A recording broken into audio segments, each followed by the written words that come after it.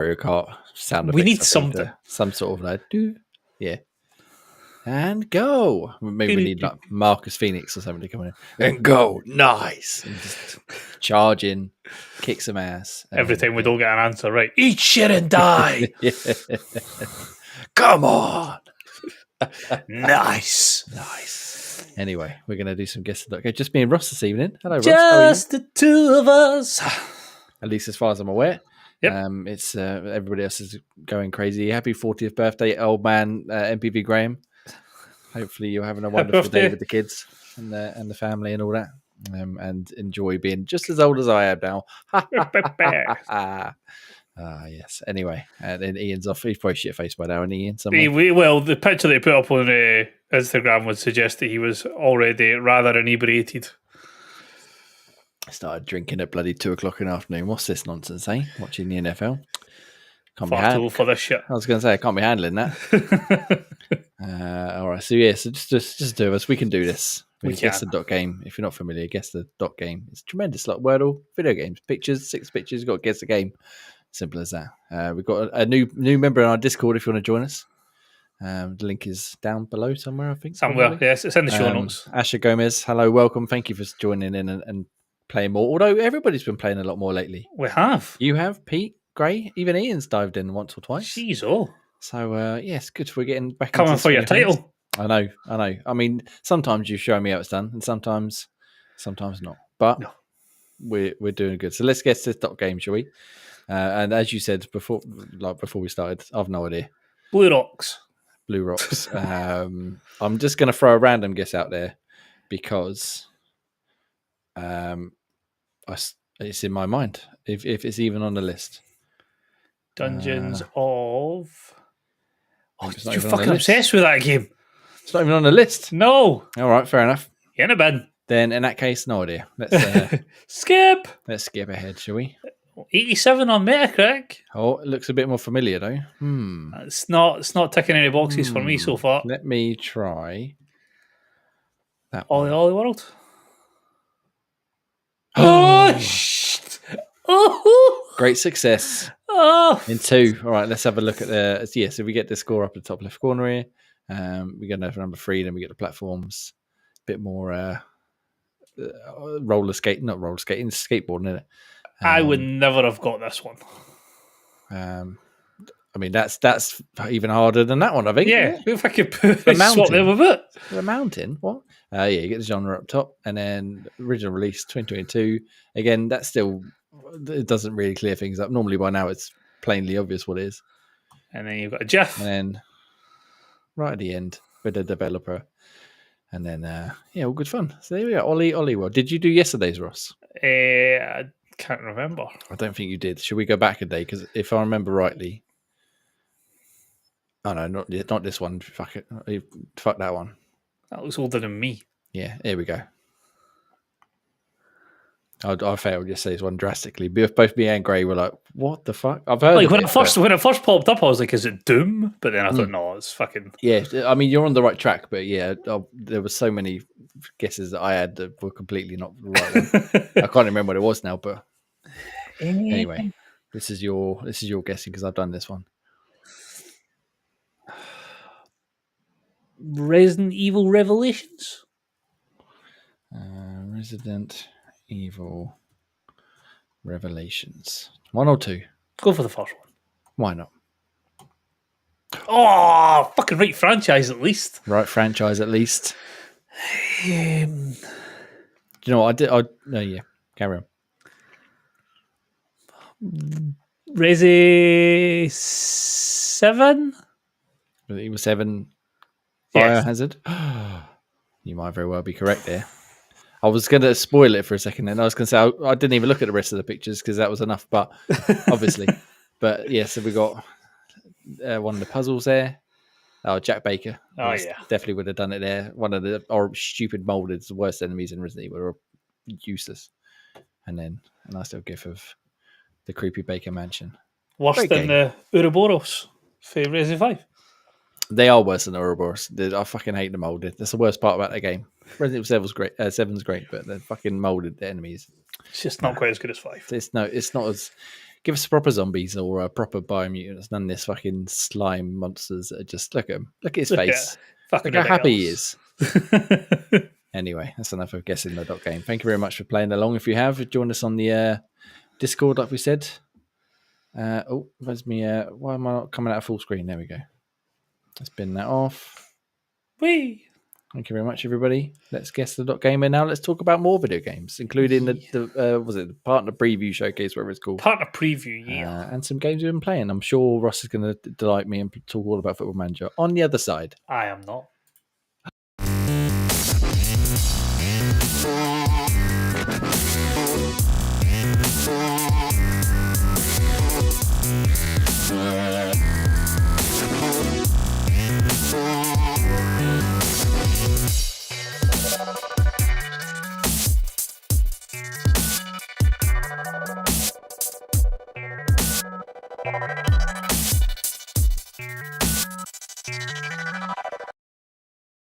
Hello, good evening, and good welcome to Xbox Tavern's X-Pod Tavern on this wonderful Sunday evening, October 20th, Graham's 40th birthday, if I didn't mention it already. Happy birthday, MPB Graham. I hope you're having a great time wherever you may be. As well as Ian, again, who, as we said in the pre-show on the Guess the Dot Game on the YouTube, if you're not watching on there, is probably shit-faced by now. So, hello, Ian, and I hope you're having a great time as well. Have a consoling pint for me. Yes, and me. How are you, Scott Scruffrost? Are you well? I'm very good, sir. Yourself? I am, as always, spiffing. So, just the two of us. Let's get into some video game action / goodness. I'm assuming you haven't played any more. All you need is help for Project Game Pass this week. No. It requires, obviously, 4 players, and we haven't managed to get all 4 of us together again, so we can skip over that. But you can go back and watch our stream 2 and a bit hours on youtube.com/XboxTavernOfficial, which was me, you, Ian, and Gray playing. All you need is help. Excuse me, from Game Pass. Lots of fun. Lots of shenanigans. So yeah, go check it out over there. And then we'll talk more about it. Maybe we'll get another game in before the month moves over and we pick whatever our next game is. But for now, let's talk about things we have been playing. And Ross, Go for it. For you first, because you've got slightly more interesting things, I think, than I Well, have. you say that. There's one of the games on your list where I'm very intrigued. Yeah, I mean, yeah, I've got a sort of a bit of a 50-50 going on this week, but let's go with you first. You got Starfield on your list. I'm assuming you've been playing Shattered Space. You would be incorrect. Whoa, hang on. What's this all about? So I decided just to start again. Okay, like as in completely or as in completely, just full new character, everything. Just thought if I'm going to do it, I'm going to go right back to the very start. I've completed the game. I've done various different new game plus type runs through with my original character.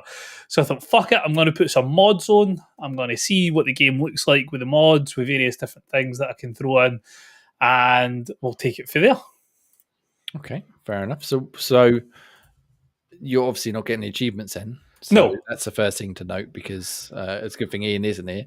No. Obviously, be having palpitations right now if you know not getting achievements. But so what prompted the idea other than wanting to use mods? Was it just you wanted to shits and giggles? But it was primarily just the mods. It's the same like when I've done like my Skyrims or my Fallout playthroughs. Once I've completed the game to the extent that I wanted to do it, then I'll jump in and do as a modded character. I might pick up my character again from my original save to do the DLC and get the achievements at a later date, but just now I'm just quite happy seeing what they've got sort of mods wise and seeing how that adds to the game. Okay, and so what sort of mods have you chosen to add into the Starfield experience?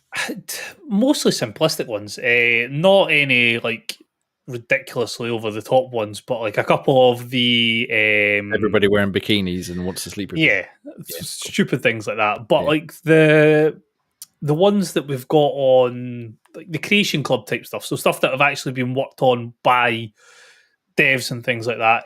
So there's a couple of extra missions, a couple of like weapons, armor, skins for your guns and stuff like that. So I've got a couple of them, and then a few of the community made ones. So like the Fallout had like the unofficial community patch, and it's just basically people in the community who went around and tried to fix as many bugs as possible in the game. So it just makes it run a wee bit smoother. It's a bit more polished. You've not got daft things like, you know, how you had one of the ones where like you walk into a room and everybody was naked, for example. Yeah. So they just try and fix wee things like that. So it's not anything like game altering or like changing massive amounts of the actual gameplay, but just quality of life and then a few added extras. Okay. Things like I jumped onto the piece like because you can sort of transfer your saves with crossplay. I jumped onto the PC, done a few console commands to like set like my credits to the maximum amount of credits. So the ship that I showed off in our WhatsApp, things like that, could build that because I had the money to do it. Put all my skills to like the level I wanted to put them to. But the good thing about the game is it reacts to your like level. So as much as I've put all these level points in, I'm like level 251. I'm fighting like level 100 enemies.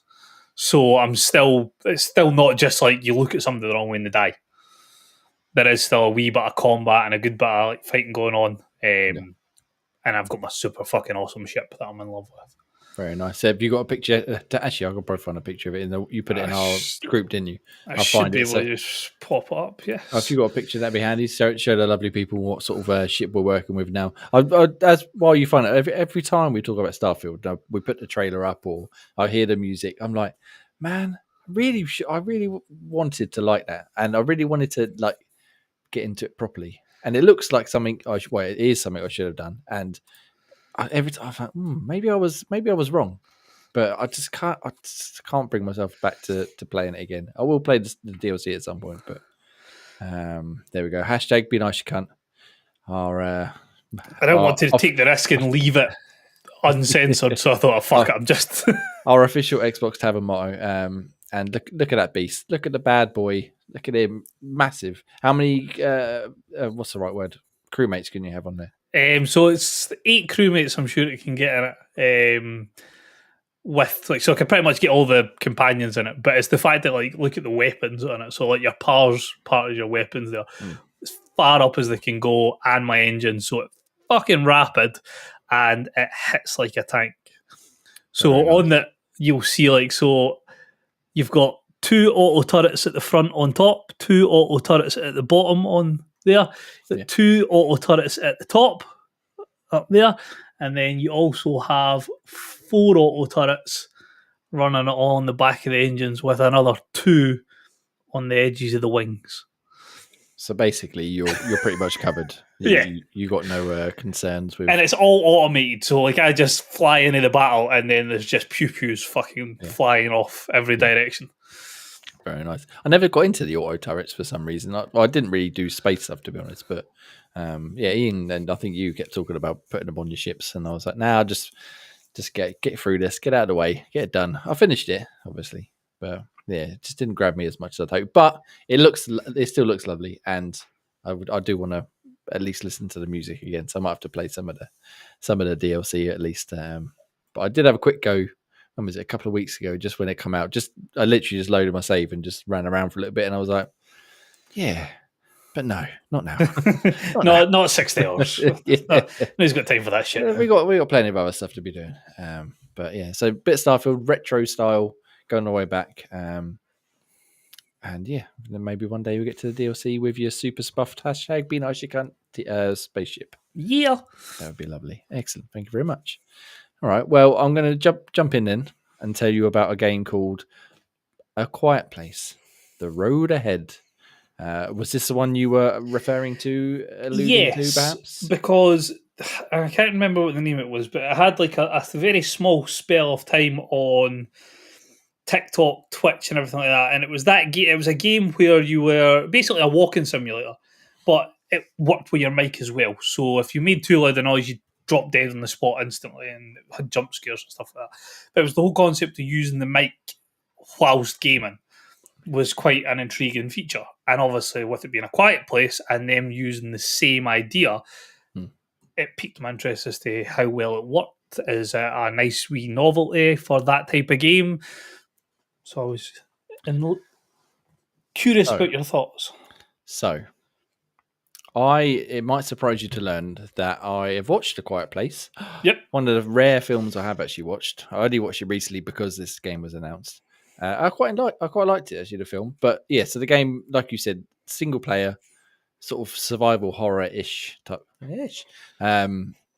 game where you're trying to be as quiet as possible, sneaking through whatever location you're at, trying to survive and avoid the horrible alien things that can hear a pin drop and will come and rip your face off without hesitation.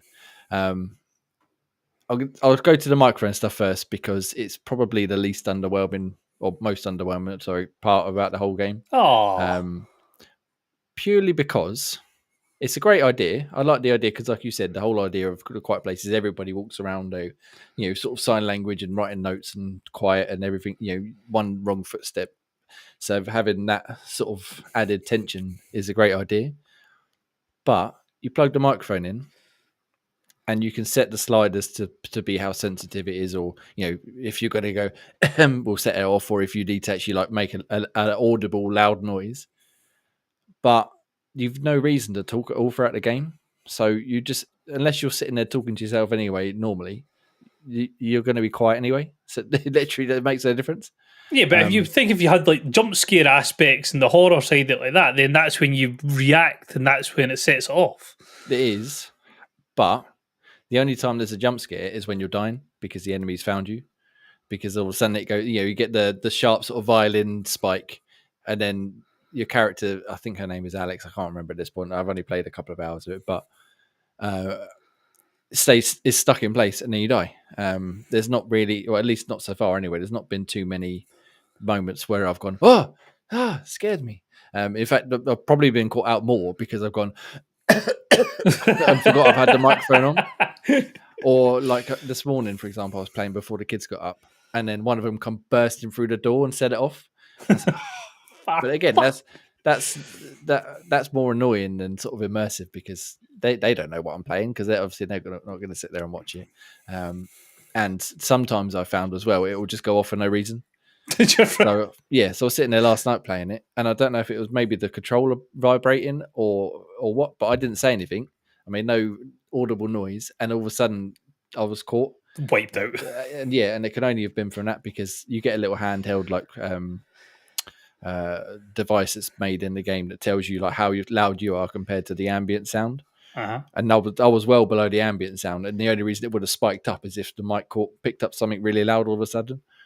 So yeah, so it's a bit underwhelming. It would have been tricky, but if there had been a way to if you had a partner with you, for example, like an AI partner, and you were communicating, but you had to keep it quiet, that would have been a bit more interesting, I think. But as it is, you just got a microphone, and it just means that if you need a cough, you just got to pause the game. Yeah. It's a gimmick. I'm normally all for gimmicks, but it's definitely more of a gimmick than anything else. And especially it sounds like it's a gimmick that's not been implemented overly well. That's the issue. It's not so bad that it's gimmicky. There's no reason to have the microphone plugged in unless you just want to make it more difficult for yourself. Yeah. There has been a few times where I have had it plugged in and I have needed to clear my throat, or I wanted to do something, and I was like, actually, let's just try and hold off and just see how it. And it does work in those moments, but then eventually I'll just pause the game, clear my throat, unpause it, carry on. Yeah, so it's not as effective as it could have been. But so what you're saying, it needs either a no pause mode or work better.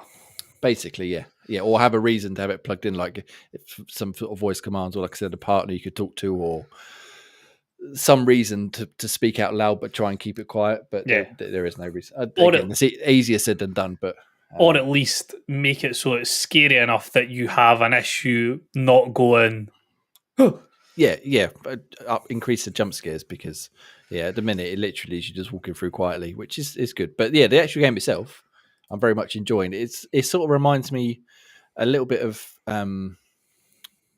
Outlast, a little bit of Resident Evil 7, which was obviously did in Guess.Games a minute ago, a little bit of The Last of Us in certain aspects, not necessarily in quality, but in some of the presentation and stuff they come across with, the cinematic presentation they do, which is quite well. I mean, it's not the best looking game I've ever had, but it's a nice looking game, and it gets the sense of atmosphere really well. And sort of as you're creeping around, the sort of the lights and the shadows and the places where you can hide, well, you don't even need to hide, but places where you're going to be making more noise or less noise, they're quite well disguised. Like you've seen the films, you say? Yeah. So they walk on sand to keep quiet. Yeah. There'll be sand, but then hidden just behind, like around a corner, will be a load of cans that will be really noisy, and you might kick over. So you have to sort of keep your wits about you at all times. Yeah. But if you do make too much noise on the difficulty I've got it set on, which I think is like medium, whatever it is, I think there's easy, medium, and hard. It gives you at least a little bit of leeway. So if you do make a noise, you'll hear the monster roar, but they won't necessarily come straight for you. But then if you make a noise again soon, it'll go right for you. Whereas on the highest difficulty, I think you make one and you're done. That's it. There was a tooltip that come up quite early on, said if you make a noise and the monster hears you, find somewhere to hide. But you can't, because as soon as it hears you, like I said, Alex or whatever her name is frozen in place and she dies. So I don't quite don't know how the fuck I'm hiding. Yeah. It's quite slow to start with, like the tutorials. I'm still doing some now, and I've only just learnt the ability, as it were, to throw an item to distract them, even though plenty of times up until now there was stuff lying around which I was like, maybe I can pick that up and throw it. No, not yet. I haven't learnt the ability to pick things up yet. Just hold your horses. But yeah, no, I'm enjoying the sort of slow stealth. Good thing MPV Graham ain't here tonight. Slow stealth aspect, bit of horror, and yeah, other than the disappointment of the sort of really gimmicky microphone thing, yeah, I think it's a good game. I'm keen to play some more, and if I wasn't so old and tired this weekend, I would have played some more by now. But I didn't really have a tremendous amount of time. Plus, I've been playing some other stuff as well, but. Yeah, recommended so far. I'm going to hopefully finish it this week and then get my review up on xboxtavern.com. Nice. But yeah, good game. Do you look interested in checking it out?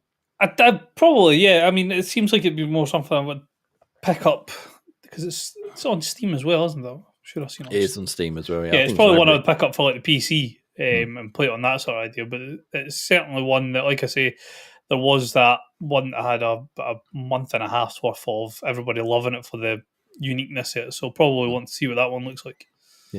Yeah, nice. I'd recommend. I haven't read any or seen any other reviews or anything of it yet, but yeah, hopefully they're all as high on it as I am, because I'm enjoying it quite a lot. Good. So, yeah, nice, excellent. All right.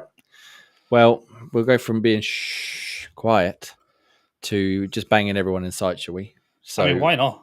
I'm assuming that Baldur's Gate 3 is on your list here.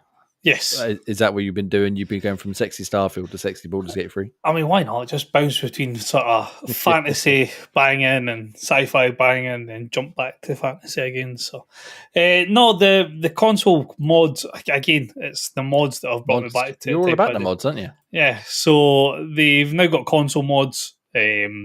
So I'm going to jump into that. I am in the process of just creating my character. There's new races and things like that that's been added in. So I'm going to go through all of them, start up a new character. And because I was mental enough to buy it in 3 different places, it just means I can sort of play it on the Xbox. And then if I'm coming through to the office, I've got it on the PC. And then if I decide to just jump upstairs on the PS5, then I just carry my save all the way right through all.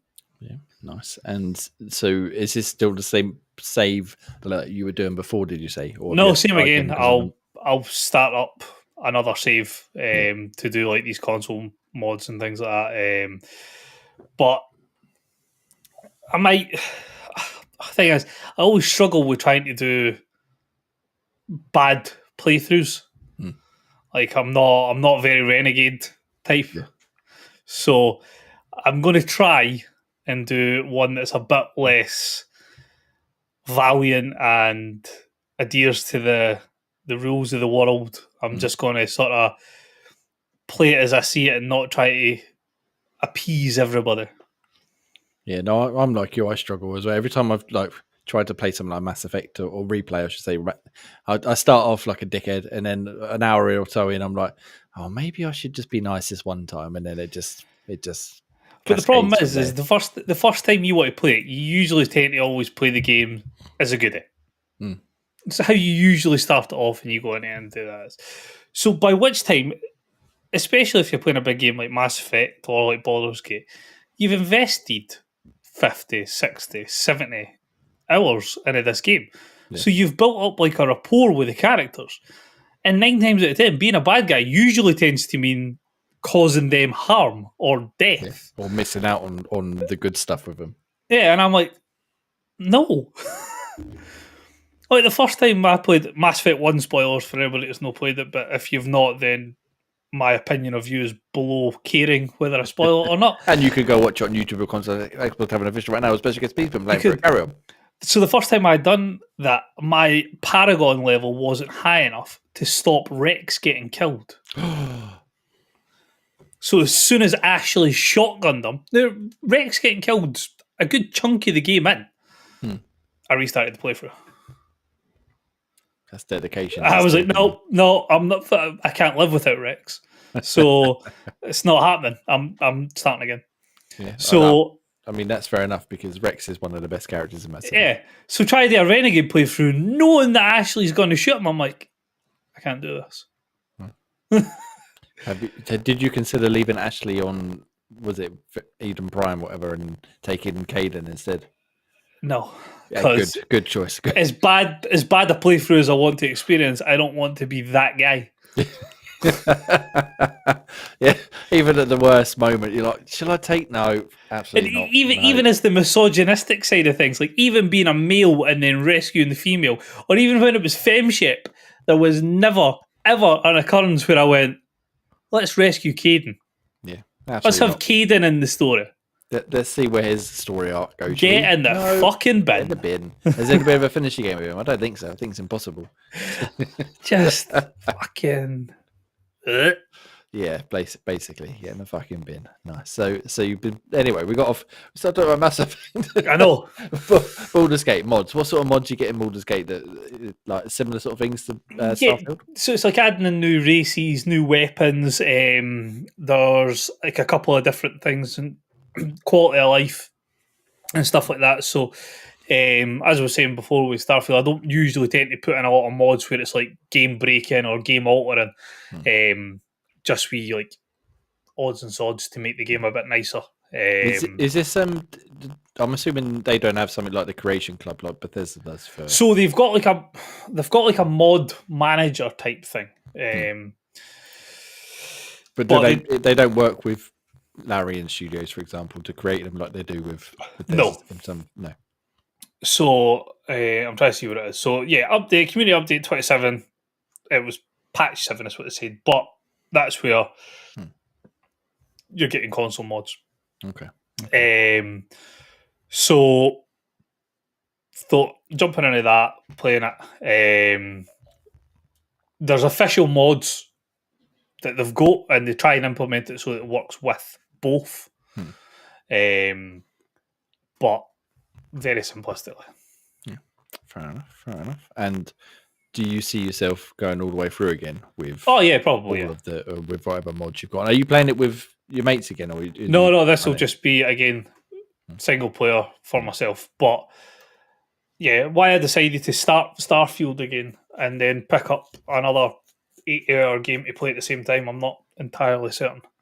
Well, I mean, you've not got much else to do these days, have you, Seema? But I got glutton for punishment to do fucking 2 massively story-driven RPGs, 1 fantasy, 1 sci-fi. Yeah. I can't even handle playing 2 fucking visual novels at one side by side, let alone fucking massive RPGs like that. But good luck to you, sir. Good luck to you. I hope you enjoy your modded adventures throughout space and wherever the hell Baldur's Gate 3 set. Baldur's Gate, why not? Yeah, you do end up there eventually. Yeah, excellent. Especially because Pete's not here to ask you more in-depth questions about Baldur's Gate, I'm afraid. Nor is Graham, indeed. And I haven't played it. So Graham finished it yet? I don't believe so, no. That's one of the ones he keeps saying he'll come back to the finish. And then he gets distracted, much like you, with some other massive RPG instead. Yes. It's good. It can all consume your life, and that's it. or then the AFC come out as well. So then he's that as well. Quite a lot, I imagine, over the last few weeks. Excellent. So a bit of Baldur's Gate, a bit of Starfield. You're a madman. All right. Well, I've been playing a couple of other things, but I can only really talk about one more, which segues into our sort of main topic of the show this week. But I had a quick go of, I attempted to have a quick go of Blind Fire earlier on. The new first-person shooter that come out, like Shadow dropped at the, the partner preview. Was it Thursday? Was it? I think it was. and it hasn't gone well.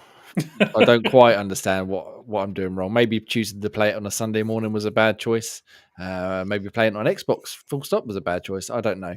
But we got a copy sent to us, so I thought, fuck it, why not? Let's have a go. It's basically a first-person shooter in the pitch black. I think it's up to 8 players, and you can either play solo or in teams. And yeah, you can't really see anything other than sort of vague outlines of something near you. You're in an arena and there's lots of sort of hazards, so you might get too close to a police car and the sirens will start going off, or like the random lights will appear or stuff like that. And the idea is you can't see anyone, but you got to try and shoot them anyway. And the idea sounds quite fun, but when I tried to play this morning, it took me 5 minutes of matchmaking before anything even happened. I joined the game, sorry. It said 3, 2, 1, round start. I took one step forward. Congratulations, you won. Oh, all right. How did I won. And then when it got to the end of like the score thing, I was the only player in the lobby. Don't know why that happened. Don't know why I even bothered putting me in a game, because it took, after 5 minutes of matchmaking, I should have said it took like 2 minutes to load into the match as well. So I was like, wow, there must be some fucking lots of players in here. Let's go. No, just me. And then I tried again, another 5 minutes of matchmaking. I got paired with one other player, which turned out to be a bot, and they could promptly wipe the floor with me left, right, and centre. I didn't get a single kill in the 5 rounds that we played. I couldn't hit them for shit, and it was there actually having someone to play against that I noticed that the actual feel of the guns is pretty shit. I don't like that. It's set in the dark, which is great. Nice twist on shooter gameplay. But it also seems to be that the players are invisible. I thought they'd just be in the dark so that if you maybe see their silhouette go past a light source or something. But the AI, I don't know if it was just the AI or if you can get perks or what have you. But they didn't show up until I shot them, and then I could see their actual body. They were, as far as I could tell, invisible in the dark, which made it even more annoying. As well as the fact that they kept killing me. Yeah, so not the greatest first impressions in the world. I'll keep trying because I would like to actually play with humans and see if it's more fun, and play some team games and stuff. But as it is, that was a bad start. That was a complete waste of like half an hour of my morning, but I could have been playing The Quiet Place instead. Like looking at it for what it is, and right, like you say, in the pitch black and things like that, it looks like it's a really cool idea, but cool ideas when they're not properly implemented. Yeah. Again, it is in game preview as well, so I can't be too harsh on it because that's the whole idea of game preview. But I've not looked at any other reviews or anything. I did watch, I think IGN had a 10-minute gameplay video of a match or two playing, so I watched a couple of minutes of that. And I mean, it didn't look much more interesting, but at least they have people to play against. Well, yeah, that'll help. Once I can play it, excuse me, with people, it might be a different story, but. Yeah, no, really bad first impression, and I'm hoping it was just bad luck on my behalf. But why, again, I already got matched with one bot, and why I got matched on my own, I've no idea. Surely they'd at least fill the lobby with 6 or 7 other bots if there's no other players playing at that time. That would be ideal. Excuse me, but yeah, not impressed so far, which is a shame because, as I said, the idea sounds pretty cool. But I'll try some more. And then I'll go back to playing The Quiet Place instead. Because that's a much better game. Damn right. As well as something else which I'm not allowed to say yet. I think so. No, not yet. So next week we can talk about. We'll have more on Redacted. More on Redacted. Have you got any other games you've been playing this week you want to quickly run us through, or should we move on to? Yeah, I don't even have an FM update. No. Man. Both teams have lost their unbeaten record this season. I didn't mean it. Brighton top of the league. The next game that we play is against each other. Yeah, that's about it. Nothing's really been decided yet. Both flying in the Champions League so far, but it's the start of the season. Nothing spectacular happens yet. Okay. Well, I look forward to more in-depth updates. I'm sure we'll have special guest Pete on soon again as well. So you both can go hell for leather and chat all about all the wonders of Football Manager once again. I'm trying to think. I'm desperately racking my brain to think if I've played anything else this week, but not anything of note, I don't think. So let's move on to the plug all, shall we? Just you and me. We can have an intimate plug in this week. We can. Because it's just a pair of us. So feel free, get going. I'm ready. So, YouTube partners, that is us. If you want to support the YouTube channel with your hard-earned cash, you can for the low price of 99 pence per month. That'll get you access to our After Dark shows. So we've got a variety of different content that's just same loving faces and witty banter that you get during the show, but it doesn't always have to be gaming related. So if you want to go and watch them, 99 pence, you can get access to that. Apple and Spotify podcasts, if you could jump over there and leave us a wee review, 5 stars would be greatly appreciated. Halftime. CD Keys affiliate link. If you use the affiliate link that I have somewhere that I'm trying to put up on the screen just now, so if you scan that QR code, it will take you to the CD Keys website. If you're looking to get things like FIFA points or DLCs or even full games, they always seem to have them at a really, really good price point. I think the example we got off Pete last week was for Sparking, yes. 0. And you were basically getting the upgraded version for the price of the normal version. It was like a 24% discount. So, brilliant saving for yourselves. It doesn't cost any extra to use our link. It just gives us a wee kickback to the channel. Keeps us being able to use all the lovely fancy software that you see up on the screen. Written reviews can be found at xboxtavern.com. Jay will have a list of those later on in the shows. Damn right. Socials are run on the bottom of the screen. You can find us on all major social networking sites. It'll either be at Xbox Tavern or at Xbox Tavern Official. Discord, as Jay was saying at the start of the show, jump over to Discord, jump in and try your hand at some Guess the Game. See how you get on in there. Shoot the shit with us. If you've got any questions you want to ask for the podcast, then that is the best place to drop them. And last but by no means least, insert coin. If you use promo code XBXTVRN, you can get £5 off orders over £50, and that is valid until December 2024. Yes, so go and check them out. I still haven't ordered that Life is Strange beanie yet. I will, but I've been... Did you order? You never ordered the Starfield one either? I didn't order Starfield off of Insect Coin. I got the Bethesda one. Did you buy the Bethesda one? Yeah. Oh, it took about 4 weeks to turn up, but I did get that one in the end. It's a bit too warm still to be wearing that one at the minute, but I'll whip it back out again soon. Don't worry. But yeah, Insect Coin, they got lots of decent stuff on there. As we always say, my wardrobe, except for this t-shirt, representing pretty much powered by Insect Coin. So yeah, go check them out. Wonderful stuff. Thank you very much. Nice, thank you for that plug-in. I'm gonna fucking upend the order here, and I'm gonna do the reviews now before I forget. So, smart thinking. We've got some lovely reviews over at xboxtavern.com if you'd like to join us over there, including Starship Troopers Extermination, which AJ reviewed today. You've seen that one because you were quite into Helldivers, weren't you? I was, yes, and I just feel like they missed the boat. Like I feel like you had the premise with the film all those years ago. You could have made a game in the time.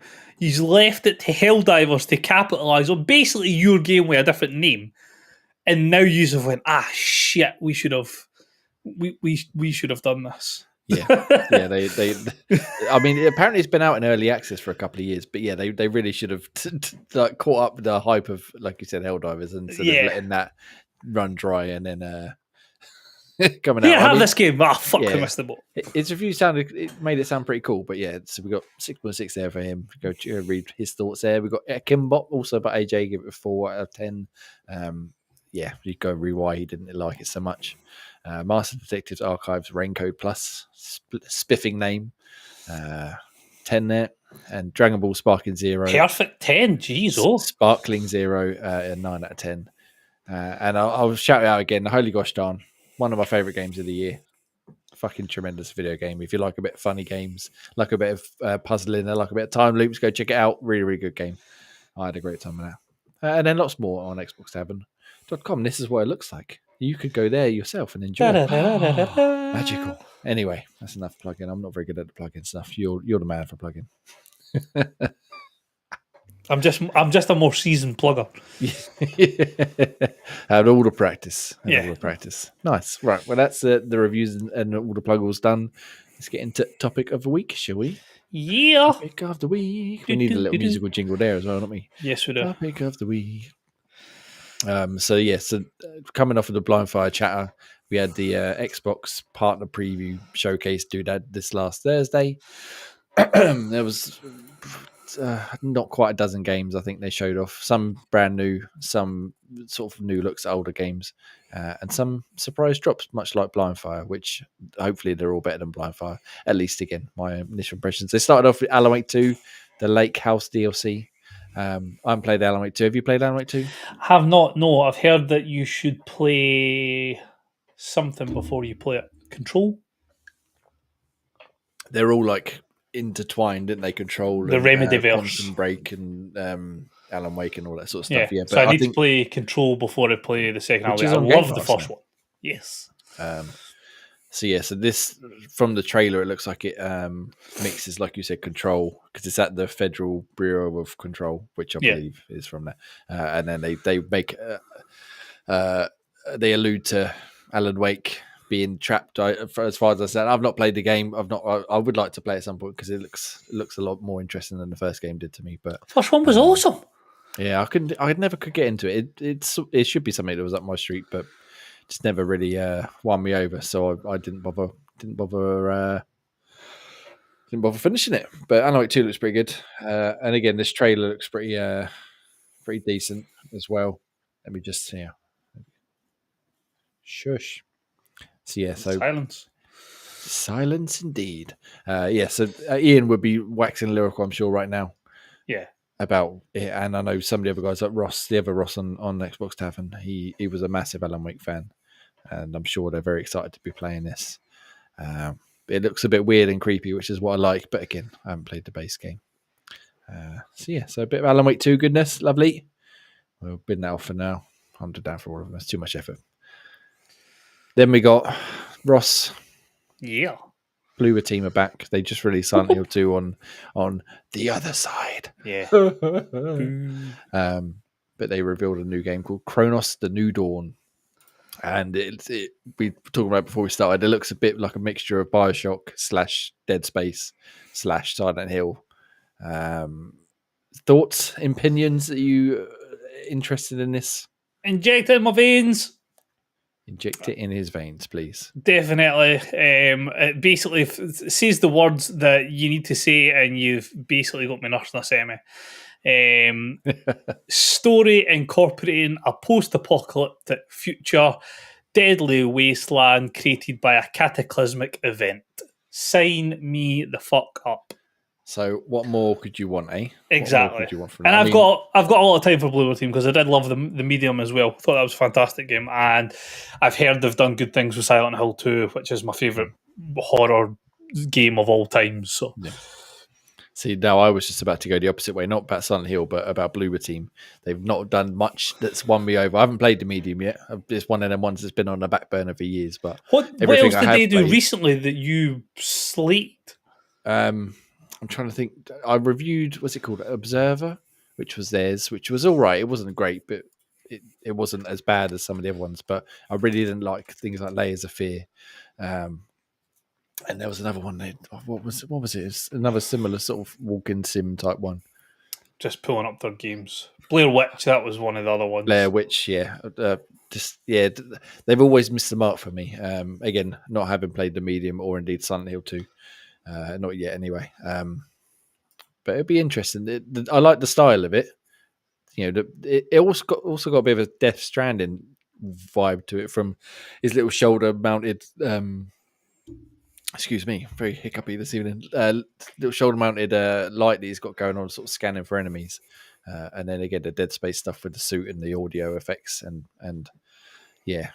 It's obviously only a CG trailer as well, which is not helpful. I think they show a very brief glimpse of gameplay right at the end. Let me skip forward a little bit. He looks gruesome, doesn't he? He's not had a very good day. There we go. Right, this I think from here, it's more gameplay-ish. But not. I mean, it's literally just the dude walking. Yeah. But we'll see. I think they said in an interview somewhere that I saw, just like a quote from, was that they said they're done with making shit games now that they've done Silent Hill 2, and now they've got this coming out. I mean, fair place. Bit of a bold statement, but yeah, we'll go with it. We'll go Yep. with it. So yes, we'll see next year coming to Xbox and PC. Indeed. Whoop, whoop. Next up was Blind Fire. We've already talked about that. Not very Get in good, the bin. at least not as far as I'm concerned. Oh no, there's a Dragon game and Gray isn't on the show. What a heartbreaking ton of events. So this was already revealed, obviously, a few weeks ago, like with Dragon Pirate Yakuza in Hawaii, but they bumped up the release date from the 28th of February to the 21st. Oh my days! 1 week ahead. All to avoid Monster Hunter Wilds. Yeah, and they showed off a new trailer with like naval combat, much like Assassin's Creed or Skull and Bones. Remember that game? No. And they showed off a bit of Samoa Joe. That was all I watched for. Yeah, there's Joe. Good work. Next one, I'm going to put the trailer up for this one because this one caught my eye, and I wonder if you will have the same reaction I did. It's called Mouse PI for Hire, and just watch the visuals on this. It looks bloody brilliant. I'm not sure if it'd be the game for me, but it looks fucking brilliant. So much like Cuphead. I was going to say, it's giving me Cuphead. Styled over like old, like 1930s, 40s, like Disney cartoons. Yeah. Very reminiscent of the title card here. And then once the gameplay starts, you'll see. But it's like a first-person shooter / detective sim from the looks of it. But yeah, I mean, look at that. Oh yeah, that's like proper old school. Proper old school. Got the sort of the wobbly weapons that sort of always dancing around. The audio itself as well is very. You can't hear it now, obviously, but it's got very like the old crackly band playing. And what I want to know is how the fuck they got off with this Mickey Mouse imitation. I feel like there's got to be a very fine line in the old. They are what's the right word, like fair use or imitation laws or whatever it is. But I mean, I was purely saying he gets away with it because you can only see a black arm and white gloves, so it's impossible to tell. Well, wait till we get to the end card, and then it's slightly more of. There we go. You basically got Mickey as if he's been crossed over with Goofy. You've got a bit of Mickey, Goofy, and fucking Inspector Gadget going on there, and that's what. But yeah, I mean, the style is obviously really cool. Whether the game will be much cop, who knows? But it's getting a lot of love, and it's coming out next year, which is always good. We can skip over the next one because God, yeah. All right, go on in. So, did you play the first Subnautica? Oh, it's a fucking brilliant game. Is it now? Why would you not? Why would you not love such a game? I played it. Did you experience a Kraken? I played it for approximately 10 minutes when I had to get out of the submarine, and then I was like, "Nope, that's enough for me. Thank you." No, thanking you. There we go. So this is Subnautica 2 coming next year to game preview. And I believe Game Pass as well. Beautiful. It's going to have multiplayer from the off, so up to 4 players can swim together and in the deep. I mean, you're going to have to find 4 other players, I'm afraid, because I'm certainly not fucking joining you. But come on, big crab creature. This dude gets fucking done in, and I mean, even just looking at that, it's giving me the fucking willies right now. I just no, sucked down into the deep dark abyss. So. If I'm not mistaken, the first one was like a survival crafting sim type thing, wasn't it? But underwater, more of the same. New planet, new horribleness to explore if you're that way inclined. And yeah, coming to preview. I think I read a sort of a snippet of an interview earlier on where they said the game preview like length will be 2 to 3 years, so it's going to be a very slow build. Yeah, it's not going to be out fully for at least that sort of time. But as far as I'm concerned, they could just cancel it. Just bin it off. We don't need it. We don't need it. Get out. Game Pass. Project Game Pass. Coming to Game Pass and Game Preview next year somewhere. Project Game Pass? Absolutely fucking not. Right, next one is... if I'm with people, I might be braver, but I'm not playing on my own, that's for sure. I won't be so scared. Oh, I don't like it. I like the water. Animal World finally come to Xbox as well. It launched that day of the preview program, the partner preview. Sorry, got lots of really good reviews earlier on in the year when it came out to PlayStation and PC. I feel like the moment's passed because I was quite interested in playing it then, but now I look at it and I'm like, I haven't got time for it. Not at this time of day. Are you going to be checking out Animal World? No. Doesn't look like my type of game in the slightest. Pixelated graphics. Yeah. I like the idea of it, but it also reminds me of something like Fez, like the kind of game where you have to be there in the moment because there were so many like Easter eggs and secrets that people were sharing and finding, and now it's come to Xbox. Everybody's really done with it, and they're sort of moved on to the next thing. It's got, as with all Metroidvanias, so I am out. Yeah, I do like a Metroidvania or two, but yeah. So, but anyway, it's out on Game Pass. Not Game Pass, sorry, Xbox now. So should you be so inclined, you can go check it out. Next one, I don't think it's for either of us really. A game called Eden Zero. It strikes me as a grey. It's based on an anime, I believe. Manga. Manga, sorry. Named Eden Zero, and I watched the trailer and I literally ended and felt nothing. So just nothing not for me. If you're into sort of JRPG type games, then go for it. But yeah, not for me. Eternal Strands, though. Yes, big word. That one caught my eye. I'd heard the name, but I hadn't really looked into it before now. But once we get it playing, I would also like just to say that somebody needs to get sacked off at Eurogamer for including a lot of ifera. Not fire, ifera. Use spell checker. Fucking yes, here we go. Look, grass, trees, enemies, everything. Yes, please. I'm in. I'm done. I'm in. Oh my god, it is little. Oh my days. Oh, you can do freezing as well. Oh, there you go. There is a bit of balance. I believe the elements are at play in this game. But yeah, lots of big monsters to take down. I don't know if it's multiplayer. I'm assuming so. If not, I don't care because it looks like it'd be a lot of fun to play on your own. Again, and this is the same as what was that game that you really loved? Dragon's Dogma 2. No. The other one that was magically type thing. Immortals of Avium. Yeah. Why does it always have to go more cartoon animated? This one, yeah, it's to be honest, when I first saw it, I thought it looked a bit like Dauntless or something like that. Like, like give me just stylized. Just give me something that's a bit more realistic. Yeah, but I mean, that is a big ass bird. That is a big ass bird, and it looks like a lot of fun. And coming to Game Pass. So count me in, please. No reason not to play it. Indeed. They might do what we say the Immortals of Avium should have had. If that was a Game Pass game, it might have been. Yeah. Maybe we'll see. But if at the very least I can burn shit, and that's all I need. Fire! That's all I need. Next one, Ross, is for you, obviously. Oh yes. This game called Mistfall. What's it called? Mistfall Hunter. Mistfall Hunter. So another Souls-like type game. Spooky bitch coming out the water to start the game. Spooky nonsense. So winner already. Coming, I think, again next year. I don't know if it's a Game Pass. I'll skip through the trailer a little bit. I mean, if it does, that's a win. Let's go a bit further on, shall we? So yeah, lots of enemy, Souls-like designs and enemies in combat. If you're into that sort of thing, you were getting your table raising up a little bit when you're watching. Damn straight, like. It's not Souls-like in regards to the combat. It's too flowy for the combat for a Souls-like type combat. But if it's got that type of difficulty level and the memorizing of the different moves and different builds and stuff like that, because as the word's coming out with, I was seeing you've got the option to be sort of archery, melee, spells, or a hybrid type idea. So to me, the game looks fucking incredible. Right up my street if you've got sort of this death and destruction.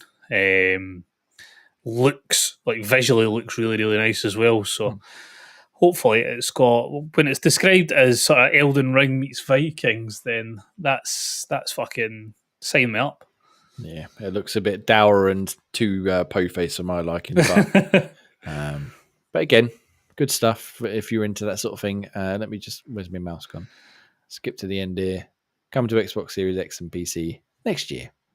So yeah, go check that out now. Right, next game, please. Oh, I wasn't really into this one. I don't know if you saw this one. Wheel World. it looks, the art style is quite nice. It's very reminiscent of Dungeons of Hinterberg, which is why it was on my mind when we did guess the game. But it's basically like an open world bicycle riding game, racing game. Didn't really do float my boat, if I'm honest. So I skipped over that one. Phasmophobia's out in 9 days. Not Game Pass, unfortunately, but that would have been brilliant. Finally coming to just Xbox. to subject you into that. Yes, I absolutely would have played that. I would still like to check it out, but yeah, it definitely needs more than a couple of players to like together, not just randoms. I don't think. It's very popular on PC, very popular in VR, obviously. So I wonder how much is lost just being on a screen. But I don't know if I've got the balls to play it in VR. Yeah, I don't think I have either. I do like a bit of VR, but I've not experienced enough to be brave enough to get into stuff like that. No. Fully. But yeah, so it's out in just over a week on Xbox. Should you wish to play Phasmophobia at last on Xbox? If not, go play it in VR and tell Ross how much of a baby we're being. Next one, Legend of Babu, like a more traditional action adventure style game, but you got a massive furry dog with you who looks cool as fuck. Who looks pretty fucking cool indeed. He looks fucking awesome. I think this could be something quite interesting. I'd quite like to play this. I think. Yeah, this looks up your street. Yeah, bit of a nice sort of fantasy adventure. I'm not a big dog person, but he looks pretty cool, and you can ride him. Not be a big dog person. You can ride him. You can later in a trailer he climbs up a wall on his back, and yeah, looks like it could be a fun, family-friendly adventure with all sorts of mystical wonders and magic, which is what we like in our video games. So yeah, so that's coming. Let's skip to the end of this one as well. Not Game Pass again, but it's coming next year, wherever the date is. Lots of games coming in 25. Just basically just 2025. Yeah, there's no firm dates, I don't think, on pretty much all of these except for Phasmophobia and Blind Forest so far. Wu Chang Fallen Feathers was the second to last one. Did you say you watched this trailer or not? I can't remember what you said. No, I haven't. But from what I've seen of the little bit on it, the staff with machine gun capabilities and skip forward a little bit. That's a very dark start. Yes, lots of bodies hanging, but once you get into the gameplay, it looks like a faster paced Souls-like, but with a bit more fluidity, like an old Ninja Gaiden, perhaps might be a better reference to it. But Executions. Oh wow, he literally just got sliced into that. Pretty grim, fairly nice looking in terms of its setting and style and stuff. And yeah. If you're into the soul stuff, good stuff. If you're not, this might be one of the ones that sort of bridges the gap a little bit because it's not quite as hardcore as that. But it still looks like it offers up a decent challenge. Again, much like a Ninja Gaiden type thing. It looks pretty good, pretty decent. That was cool as fuck. Let's go where we're going. So, Nothing is Forever. Coming 2025, 2 Game Pass and Series X and S and PC. 505. What else? Why did that spring? 505 publish a lot of games. I can't think of any specific ones on top of my head, but they're one of the ones who will publish stuff from small individual indies up to big sort of double and triple A games. So they've got this one, and then the final one. Again, we go back to Remedy with this one and Control in a game called FBC Firebreak, and it's a 3-player co-op. Not extraction shooter, just more like we were saying, like Redfall. Not that's the best comparison in the world. Yeah, I mean, excuse me, but yeah, 3 players, and you get all sorts of crazy weapons and abilities based in the Control/Alan Wake Remedy verse. It looks pretty cool. Again, not having played Control, a lot of it's probably lost on me. But you do get a big fuck off gun that you sort of crank and just fire all this weird, like green, I don't know, I assume it's like acidic goop out of it. And it looks pretty cool indeed. You up for playing this one? It looks like something that could be fun to play together, not necessarily Project Game Pass, but as a random gaming night one night. That's awesome. Yeah. It's got a very energetic feel. It's Remedy's first multiplayer game that's like strictly multiplayer because they did the first they did the single player campaign for, was it Crossfire X, was it? Yeah. That fairly naff shooter that come out on Game Pass last year or the year before. We don't talk about that. I think it's been taken down now. Actually, I think they got rid of it because it did so badly. But look at that, it fucking Napalm Gnome. Bring him in. Whoa! Give me some of that. So yes, that's coming next year again to Xbox and indeed Game Pass. So that is a solid contender for Project Game Pass if ever I've seen one. But that was it. So it was about half an hour show. Overall, some a lot of decent stuff in there that was shown off that's coming. Or again, obviously, 99% of it next year. So highlights, Ross. What are we reckoning? So for me, I would probably say it's the Mistfall Hunter. That's right up my street. Chronos is the other one for me, and then probably Phasmophobia because it does look fucking awesome. Yeah, I think I agree with you. Phasmophobia looks like it could be fun again if we could play together. But I think the winner absolutely has to be Blindfire. No, not true at all. No, get in the bin. I think Eternal Strands has won me over more than I expected, considering before now I'd not really paid any attention to it or really even knew what it was. Sounds like another game I played. Was it Eternal Threads? And I was thinking along those lines, which is a completely different game. Also very good, but yeah, nothing like the excitement and the being able to burn everything alive. Let me burn everything. So overall decent showcase. I think the Xbox, they've had ups and downs with their showcases, especially in the last year or two, where they've announced stuff and then gone, never mention it again. Fable? What's Fable? I don't know what you're talking about. But these partner showcases seem to do pretty good because they show stuff that's obviously not just coming to Xbox, but stuff that's coming to Game Pass day one, or stuff that's coming to Game Preview, or indeed just big games that they're going. It's also coming to Xbox. Remember, you can do it there. Don't forget about us. And also Game Pass. We have other stuff as well if you want to while you're over here. I think it was a good little half-hour show. More of them, please. Much like the Nintendo Directs, I always find them pretty good. Yeah, I mean, it's all well and good having your big showpiece type events that are cool as fucking world premiere. Yeah. But nice wee half an hour shows just to highlight a couple of wee things. Yeah, exactly. And just show off some stuff that people are excited for, which, I mean, again, 99% now looked good. Either it's out soon or out next year, but either way, some good stuff. Yep. More of that, please. Xbox, that would be nice, and then maybe Sony, because Sony's ones lately been pretty shit as well. Yes, so maybe they can learn get some decent showcases in. But yes, that was a partner preview. Good stuff. Speaking of PlayStation, the former PlayStation exec on BGC here, what's his name? Sean Layden. There we go. Says that the console arms race has plateaued, and he says the race is nearly over, and you know who won? AMD, which is not wrong. It's not wrong at all. But the idea is that obviously Xbox, Microsoft and Sony have been sort of adamant that they've got the most powerful console in history, back and forth over the last 15 years, 20 years, whatever you. And now we're kind of at the point where it doesn't really matter anymore. Now it's more about games, like the actual games themselves and the services you get and the benefits of going with one format or another. He says, we've done these things this way for 30 years. Every generation, those costs went up and we are realigned with it. We've reached the precipice of now where the center can't hold. We cannot continue to do things we have done before. It's time for a real hard reset on the business model, a hard reset on what it is to be a video game. It's not 80 hours, it's not 90 hours, but if it is, that's a whole different category. And then he goes to say, if you're playing a game if playing your game and sunlight's coming through your window on your TV, you're not seeing any ray tracing. It has to be super optimal. So you have to have an 8K monitor in dark rooms to see these things. Again, hinting at that only the most hardcore people will ever notice any of the differences that are coming out now, especially with the PS5 Pro coming out soon.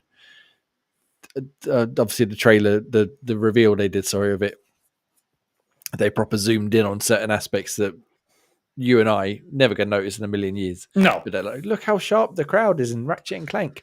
Or now you can see the sweat stains on Ellie's armpits when she's running through the forest in Last of Us Part 2. But is the game still fun? Yes. Excellent. That's all I really care about. Yeah. So, do you think he has a point in the fact that definitely. we're sort of done with the power battle? The thing is, power is great if you can utilize it and you use it to improve the game. But you have to have the basis there before any sort of graphics make any difference. Games like fucking love, but games like Pokemon, I still sink stupid amount of hours into Pokemon, but that's not visually spectacular. That's not groundbreaking in regards to what it is, but it's got the story, it's got everything I like in the game, so therefore I don't mind it not being a AAA looking 4K 120 hertz fucking masterpiece, because it does what it needs to do to be a good game. So if that's what he's wanting the games to move towards, spend less on having to hit these, it runs at perfect 4K, or it's got ray tracing, or it's got DLSS upscaling, or whatever it may be, but the story of it is fantastic, the gameplay is ridiculous, then brilliant. Yeah, I mean, you're kind of singing the praises of all of Nintendo there, because things like Pikmin, for example, no, it's not your cup of tea, but it's a good looking game, but it's not a technical showpiece. But it's a game I could play for. Well, I did play for hours and hours and hours without a second thought. Zelda, Breath of the Wild, Tears of the Kingdom, they're great looking games, but they're not competing with things like The Witcher or Skyrim or anything like that. But I'd much rather play that than those games, just because the basics, like you said, are there. And then if they look prettier, brilliant. But they don't need to look any better than they are, because they're just excellently made video games. Yep. So there was another quote I skipped over. I just read as you were talking. He says, "We're fighting over teraflops, and that's no place to be. We need to compete on content. Jacking up the specs of the box, I think we've reached the ceiling." So obviously, Xbox is supposed to be coming out with some new generation, which is going to be the most powerful console they've ever made. Yep. Once again, promising the world. PlayStation, like I said, are bringing out a PS5 Pro in a couple of weeks. £700 so for a ridiculous amount of money, and the sort of anomaly on the horizon is the next Switch, whatever that may be. Obviously, it's going to be more powerful than the Switch, but will it be anywhere near what we're expecting from the PS5 Pro and the next Xbox? No. Probably not. Will the games be just as good, if not better? Most likely. Yeah. Like that, Nintendo figured it out a long time ago, and it's like you said, it's all well and good having the bells and whistles. I mean, even PC game, like you got a shiny 4090 in your PC, was it 4070? 4070, sorry. And I'm sure it looks lovely, and you can play games and all sorts of frame rates and resolutions and ray tracing and all sorts of wonderful stuff. But does it make the gameplay any better? Do you enjoy it more?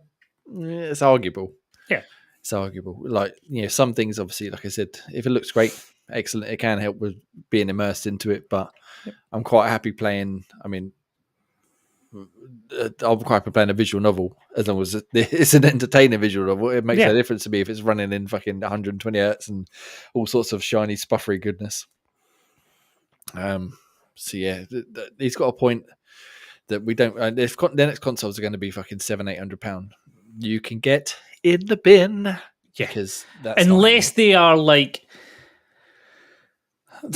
even at that, there would need to be like. It would need to be basically before they launched.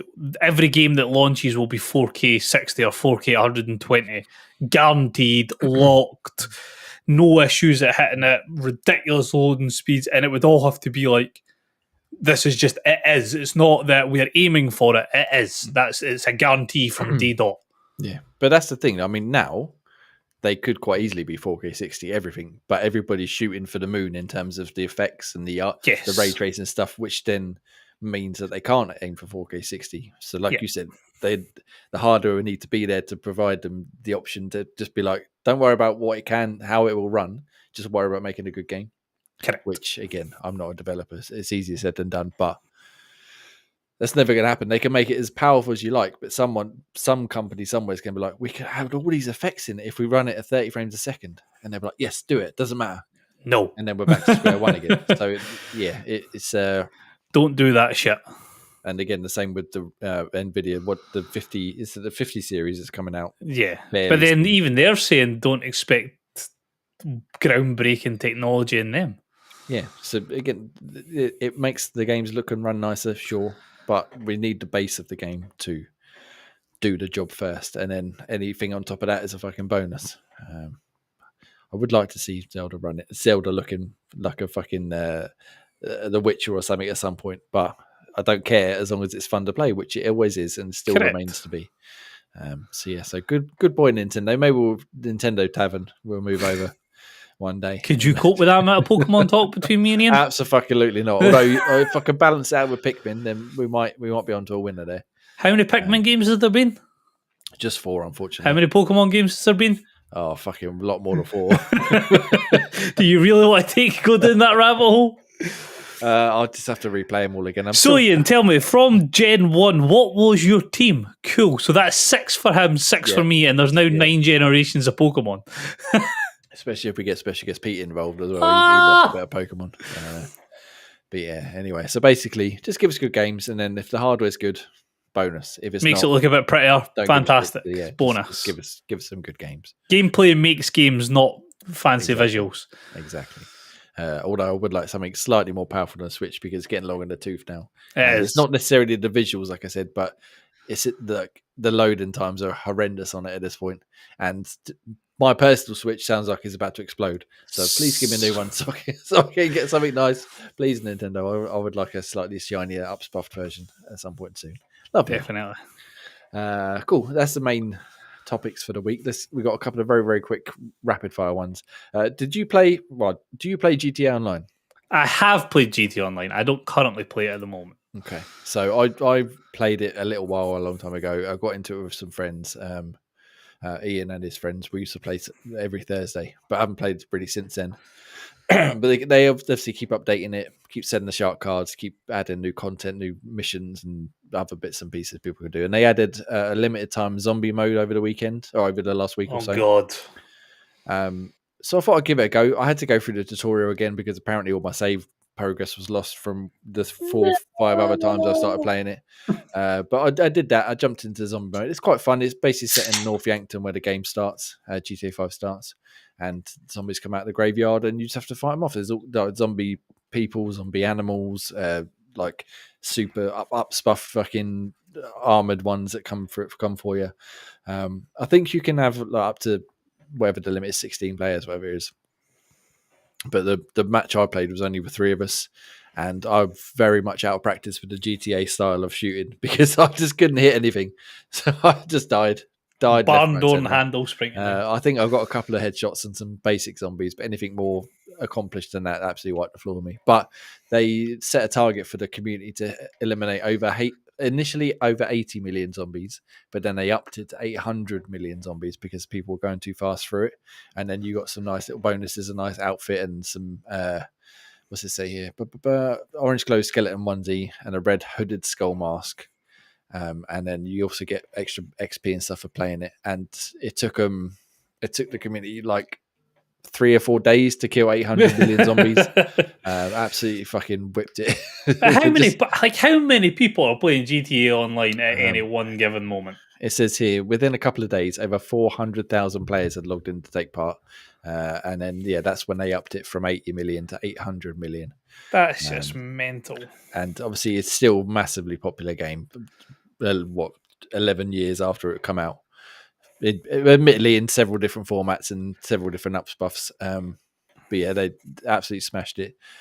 GTA 6 still a long way away. It's only going to keep going somehow because, GTA 5 is one of the best games ever made. But the online side of it is just the fucking lore unto its own. Yeah, they are going to milk every single penny out of GTA Online before they get anywhere close to releasing GTA 6. Yeah. And maybe when GTA 6 comes out, they give you like a special hat or something to say you played it for the last 11 years or 12 years by that point. So yeah, but if I don't know if you followed, like obviously GTA 6, the trailer come out fucking ages ago now. I can't remember when. Do you look on the Reddit at all for GTA 6? The Reddit subreddit for it? there are some mad motherfuckers on there. Oh, I They're can like, imagine. they started off initially analyzing like clues that they dropped in GTA Online and some clues and trailers when the next trailer will be, and then they went all the way to the opposite end of the spectrum where they were just like Stockholm syndrome, like just mad, like it's coming any day now, it's coming any day now, and they'd just be like looking through absolute nonsense, and now they've gone full circle back to sort of looking for clues for when the next trailer is. Yeah, it's quite entertaining, but fuck me, there are some mad bastards on there. Yeah, like I'm one of the biggest Mass Effect fucking fanboys you can get. I've watched the trailer a few times that they've launched, but I haven't fucking nano-analysed it to try and find out more. It'll come out when it comes out. I'll get the next video when it comes. Fucking.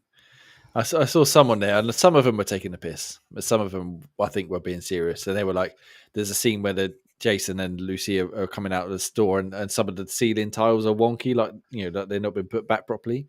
And they're like, "Oh man, look at the amount of detail in this game. Even the ceiling tiles aren't even." It's like, chill out. It's a fucking 2-minute trailer. Chill out. Chill out. Is that going to affect the game? No, it's not. Is it? Just chill out. Relax. There'll be another trailer soon. Just go and do something else for 10 You'll minutes. be fine. You can cope. But yeah, well worth a recommend. Like I said, some people are definitely taking the piss, but some people are taking it way too seriously. Yeah.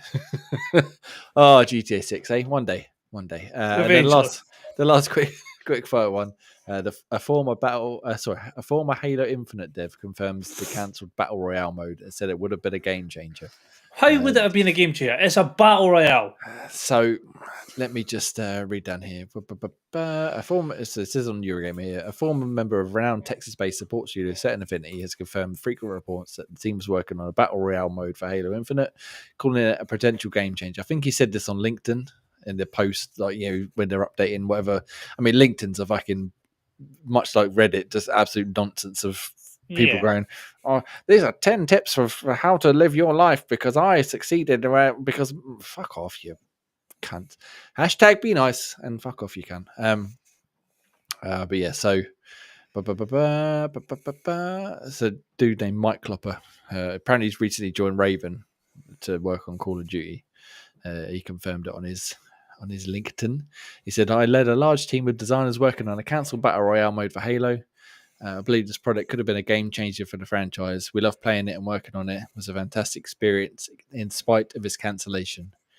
And that's pretty much the long and the short of it. Yeah. He has said that they were working on it. It got cancelled and he thought it would have been really, really good. But we spoke about it before. I don't think it needed a Battle Royale because the multiplayer of Halo Infinite was good, despite the fact that it's sort of fallen off a cliff.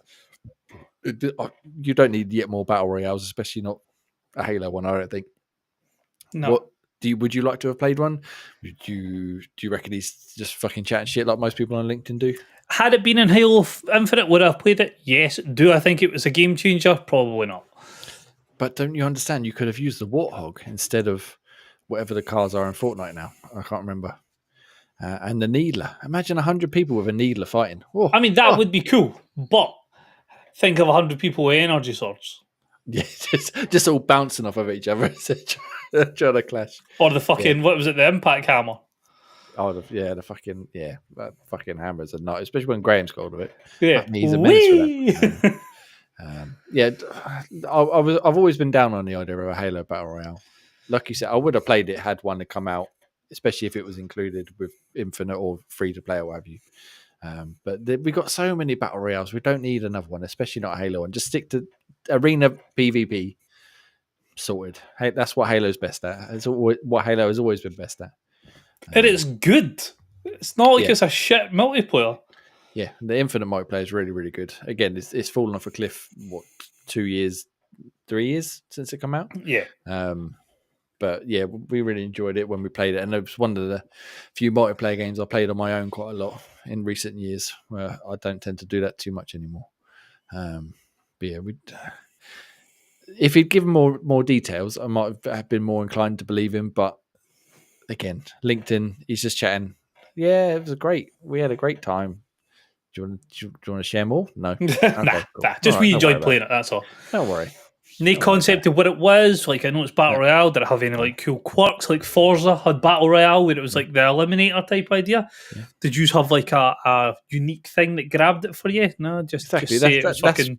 Like you said, that's what it would need, something unique. And then obviously Halo would maybe be unique enough, but if it's just 100 Spartans in a big map with the Halo weapons, that's not enough. It would need something. Yeah, and don't just give us. It could have been a game changer. Well, why? Yeah, why? What did you do to make it so special? But we'll see. Maybe one day we'll see it with Halo. When now it's moving to Unreal Engine, they can just take Fortnite's map and just put Spartans in it. Sorted. Mold it, and then there you go. Boom. Sorted. Done. There we go. We fixed it. We saved Halo. Good work. Just the two of us. That's all we need. We've got to stop pitching these ideas to people for free, man. Fucking between that and the fucking StarCraft, Bethesda, fucking me shouting at them. Jesus. That's all we need. See, we've got all the ideas. If anyone wants to get in touch, just let us know. We'll fix gaming. Don't worry. We got it under control. Exactly. We only ask for 3% profits. Yeah, 3, 30, 90, whatever. It's fine. We'll figure out the details later. But anyway, that's all the rapid fire news. You got any other things you've seen this week that might be of interest to anyone? That was really it. We're at this time of the year now where it's sort of it's slowing down a little bit for news because they're waiting on sort of games launching. So obviously we had the news previous in regards to like the cloud gaming coming to your library for Android, but I think I was doing another one where they're planning on doing a lot of updates to it in regards to cloud gaming in general. So they're saying that it should work even better now. You're going to get like improved bit rates, so you're going to get better quality for when you're streaming. So yeah, they're fully behind this fucking cloud gaming is the way forward, and they're going to properly get into this. The only thing I would say is a handheld probably needs to come soon. I feel like they're missing a trick with that. They've got the cloud gaming, they've got everything that you need to have a successful handheld console that could go up against a Switch, a PlayStation Portable, and even if they're now allowing you to bring your own library in, it's an even bigger get into the handheld market now because you can literally take your games anywhere.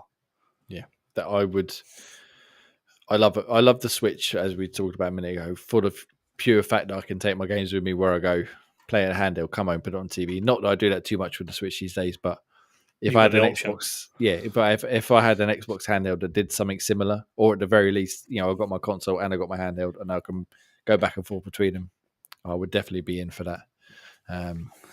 So yeah, we'll see. Maybe we'll get some more announcements at some point in the near future about the hardware. I think they did say they were supposed to talk more about the new console towards the end of this year, or at least their plans going forward towards the end of this year. But we'll see. Maybe they get Indiana Jones out of the way first, and then on Christmas Eve they'll be like, "Oh, by the way, here you go, new consoles, yeah." Woo-hoo. Yeah, probably not. Anyway, that's enough rapid fire news / all the good stuff. Ross. Yes, sir. Game Pass. We always play Game Pass games, but there's things coming to Game Pass. There is. Some of which are already out, and some of which are still to come this month. Tell me about them, please. Yeah, so we'll run through the ones that have come out in the last week. So on October 16th, we had South Park The Fractured Butthole came out on console, PC, and cloud. October 17th, we had Donut County, again, console, PC, and cloud. October 17th, we had Mech Warrior 5 Clans, which was on Series X and S, PC, and cloud.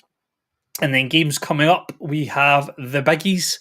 So October 25th, you are getting Call of Duty Black Ops 6, Call of Duty Modern Warfare, and Call of Duty Warzone. The last two are going to cloud exclusively, and the Black Ops is obviously coming to console and PC. October 29th, we've got Ashen, console, PC, and cloud, which was a game I was really excited for because it looked really fucked up and quite ominous, but I've not heard the greatest of things for it, but I will definitely be trying it out. And rounding out the month for Halloween, we have Dead Island 2 coming to PC. Yes, it's already on console Game Pass, but now it's coming to PC. And then I did one extra one in there for you, just for you, Ross. Do you want just? I feel like we should pump this one in. Coming November 5th is little game. StarCraft Remastered and StarCraft 2. We got to get as much juice out of that as we can while Oh, we man. got the option. Fucking finally. StarCraft, man. It's fucking brilliant game. I've RTS never for the played win. it. I will play them once they come to Game Pass. Yeah, November 5th. Looking forward to Not just the RTS part is the part I really enjoy, but the storyline in it's fucking incredible as well. I'm sure it's tremendous. I remember something that we spoke about before. I don't know, some sort of mother. Was it a mother? I don't remember. Yes. Zerg mum. Why not? So I'm not giving you. I'm not giving you that. Come on, try again. I can't remember. But Zerg mummy. Mummy. Anyway, we don't need to be sitting there guessing the names all night. Games leaving Game Pass. I'll tell you on November 6th once I've played it. Games leaving Game Pass. Dirt 5. Frog Detective, the entire mystery. Great little game. Headbangers, River Morale. Incoltonati. Lonely Mountains Downhill. And Miniko's Midnight Market. Go check them out before they leave at the end of the month. And then we get StarCraft Remastered and StarCraft 2 in their place, which is fair trade, I think. Yeah. Damn right. Right, Ross, it's been a pleasure with just this evening. It has been.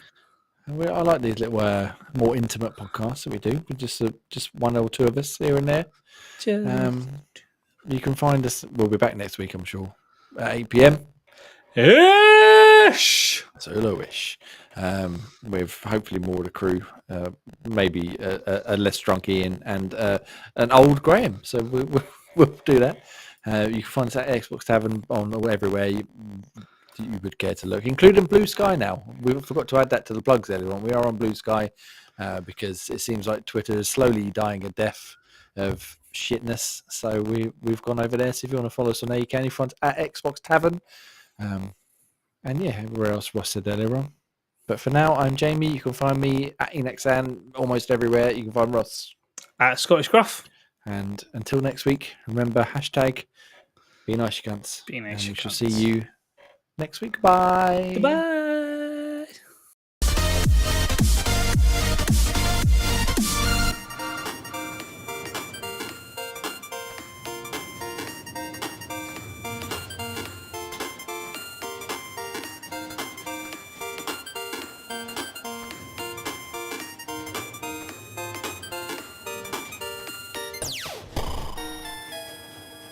Game